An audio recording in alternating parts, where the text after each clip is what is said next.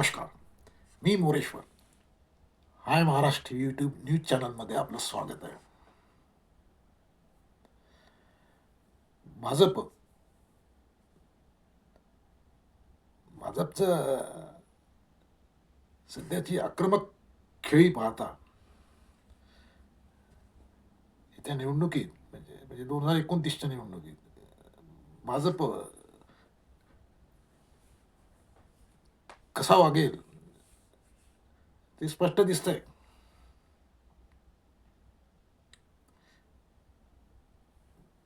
हे बंगालमध्ये भाजपने दिदीच्या तृणमूल काँग्रेसचा धुव्वा उडवला. त्यानंतर आता तिथे तृणमूल काँग्रेस म्हणून जो काही पक्ष तुटफूट उभा आहे त्या पक्षालाही भाजप संपवत आहे. 80 आमदार निवडून आले तृणमूल काँग्रेसचे, त्यातले 5-6 सोडले तर सारे आता वेगळा गट निर्माण करतायत.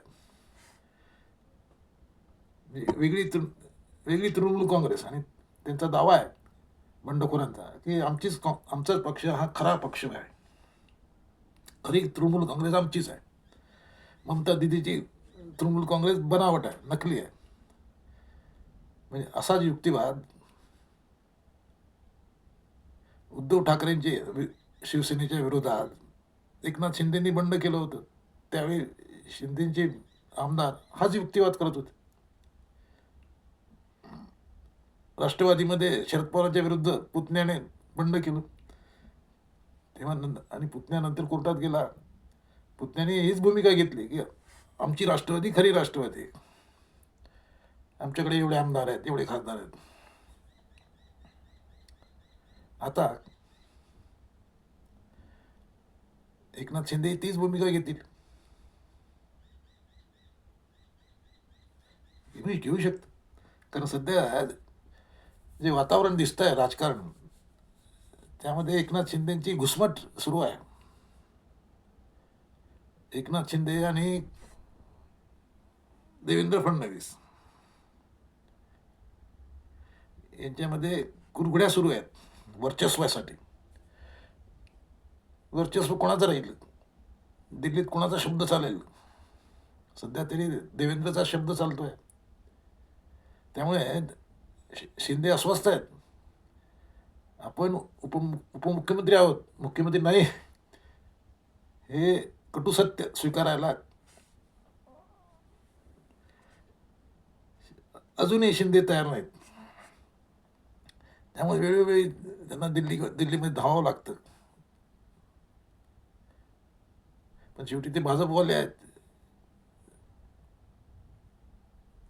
त्यांचा मतलब निघून गेला आहे. त्यामुळे आता महाराष्ट्राचा सध्या बंगालमध्ये जे सुरू आहे त्याची मुहूर्तमेढ, त्याची तयारी, पाया, सुरुवात ही महाराष्ट्रात झालेली आहे. महाराष्ट्राचा फॉर्म्युला सध्या बिहारमध्ये म्हणतो, बंगालमध्ये उपयोगात आणला जात आहे.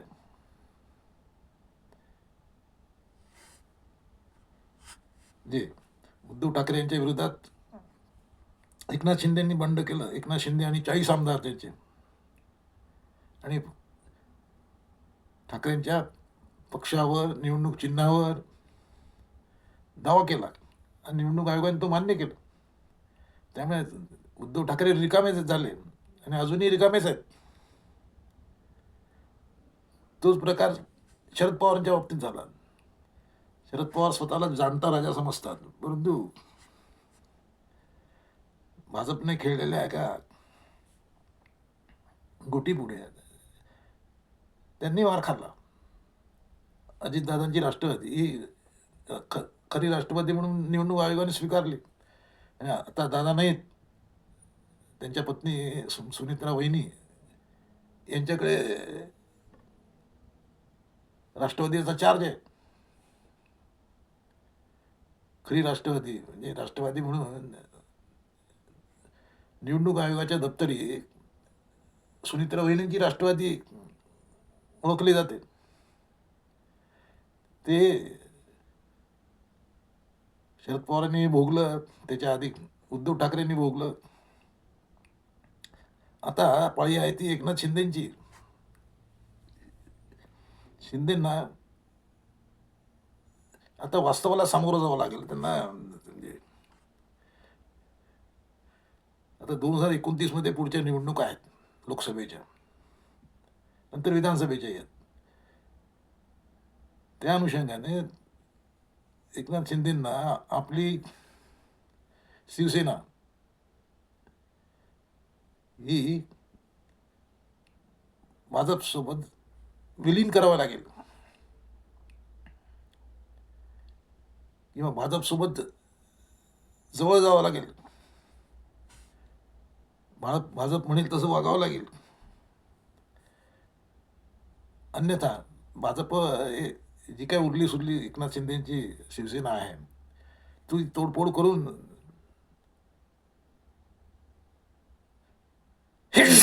भाजपने साऱ्याच प्रादेशिक पक्षांची ऐन ऐन बैन करून ठेवलं आहे. उद्धव ठाकरेंची आता एवढ्या 17 जागांसाठी विधानसभेच्या निवडणुका होत आहेत. उद्धव ठाकरेंच्या पक्षाची चर्चा सुद्धा नाही, चर्चा सुद्धा नाही. उद्धव ठाकरेंची शिवसेना संपल्यात जमा आहे. पुढच्या 4 वर्षाने उद्धव ठाकरे कुठेही नसतील, संपलेले असतील. तशीच प्रश्न तो त्या राष्ट्रवादीचा होणार आहे, सुनेत्रा वहिनींच्या राष्ट्रवादीचं. जय पवार, पार्थ पवार हे पश्चिम महाराष्ट्रापुरते खेळतील.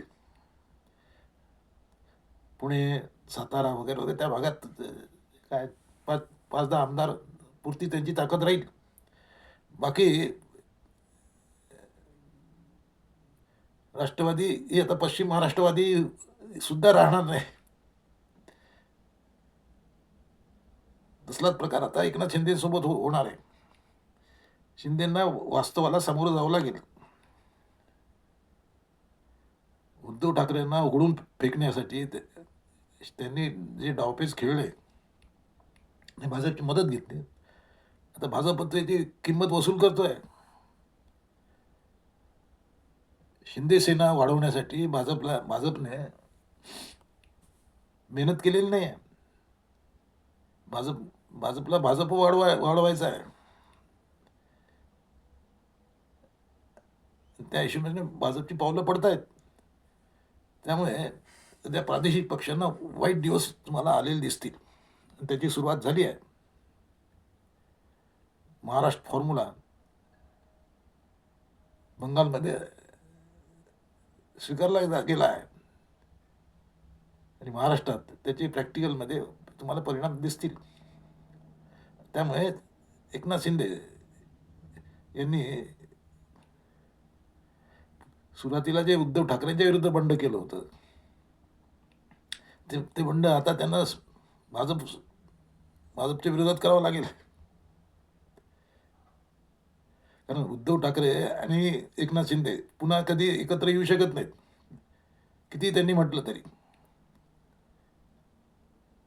कारण इतकं भांडण विकोपाला गेलेलं आहे की आता ते पुन्हा एकत्र येऊ शकत नाहीत, किती म्हटलं तरी. त्यामुळे भविष्यामध्ये म्हणजे 2029 मध्ये आपल्याला 2च पक्ष पाहायला मिळतील. एक म्हणजे भाजप आणि दुसरा काँग्रेस. काँग्रेस काय जी काही उरली सुरली आहे ती थोडी कशी बशी टिकून राहील. बाकी सर्वांना वाईट दिवस आहेत. तुम्हाला काय वाटते? कॉमेंट करा. नमस्कार.